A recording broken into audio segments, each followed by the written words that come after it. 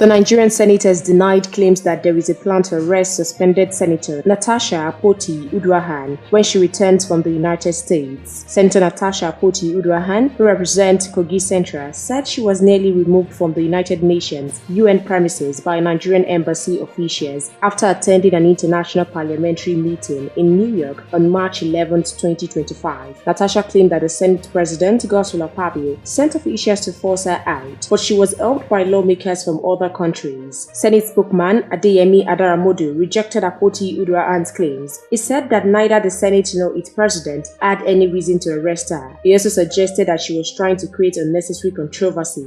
If she is worried about her statement at the UN, she should take responsibility instead of blaming the Senate, Adaramodu said. Senator Akpoti-Uduaghan was suspended for 6 months after she accused Senate President Godswill Akpabio of sexual harassment. She later took a complaint to the Interparliamentary Union (IPU) in New York. Following this, the Senate passed a vote of confidence in Akpabio, showing their support for him. The dispute between Akpoti-Uduaghan and the Senate has continued to spark public debate. Senator Akpoti-Uduaghan has not yet returned to Nigeria, and it remains unclear what will happen when she does. However, the Senate insists there is no plan to arrest her. We will continue to monitor the story for more news updates. Please stay tuned to NaijaNews TV.